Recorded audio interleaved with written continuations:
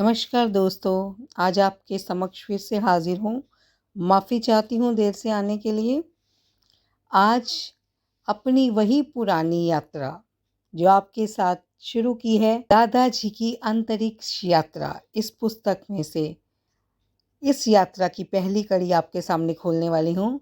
और आप तो जानते ही होंगे कि यह पुस्तक आदरणीय गोविंद शर्मा जी द्वारा रचित है। तो चलिए इसकी पहली यात्रा में दादाजी के साथ।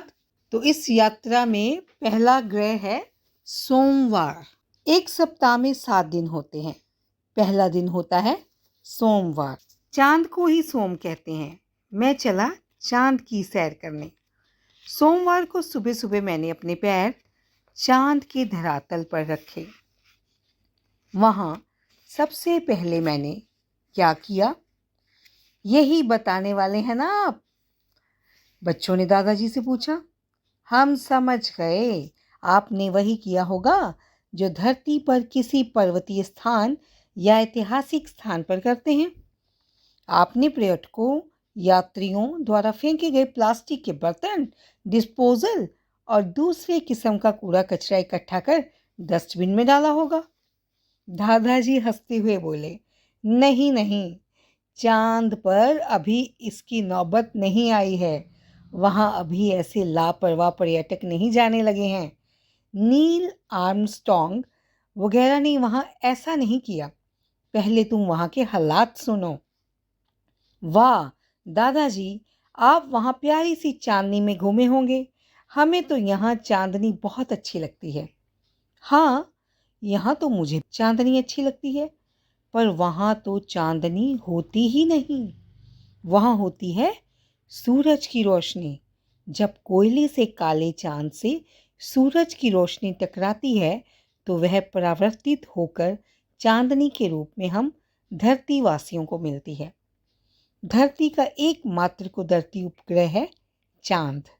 इतना ही नहीं, यह सौर मंडल का बड़ा कुदरती उपग्रह भी है।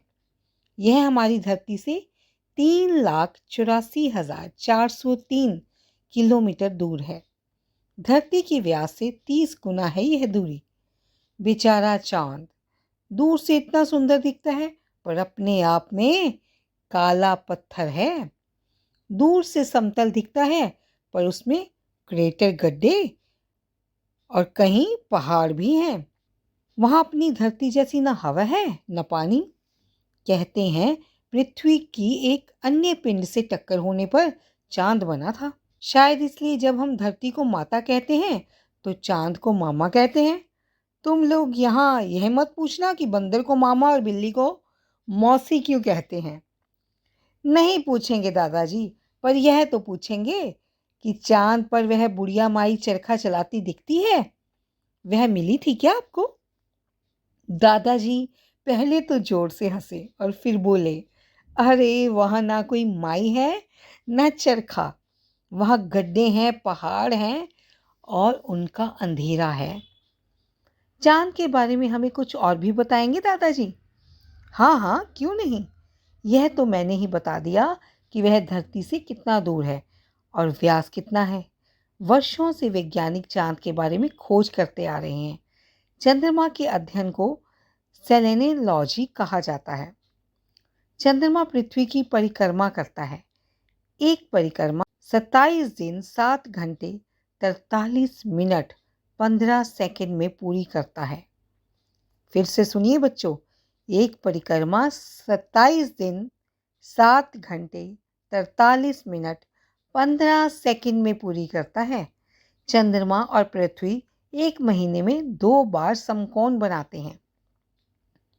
चंद्र ग्रहण के बारे में तुमने सुना ही होगा।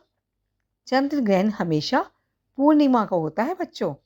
यहाँ तब होता है जब सूर्य और चंद्रमा के बीच पृथ्वी आ जाती है। चंद्रमा पर कई पहाड़ हैं। पहाड़ों की ऊंची ऊंची चोटियां हैं। सबसे ऊंची चोटी का नाम लिबनिटिज है। उसकी ऊंचाई 35,000 फुट यानी 10,668 मीटर है। चंद्रमा लगभग इतना ही पुराना है जितनी हमारी पृथ्वी। हमारी पृथ्वी लगभग 460 करोड़ वर्ष पुरानी है। चंद्रमा की सतह पर सबसे पहले नील आर्मस्ट्रॉन्ग तथा एडविन ऑल्ड्रिन ने कदम रखे थे। ये दोनों जुलाई 1969 में अपोलो 2 नामक अंतरिक्ष यान से गए थे। तो देखा बच्चों, कितनी सुंदर जानकारी अपनी यात्रा के साथ दादाजी आपको सुना रहे हैं।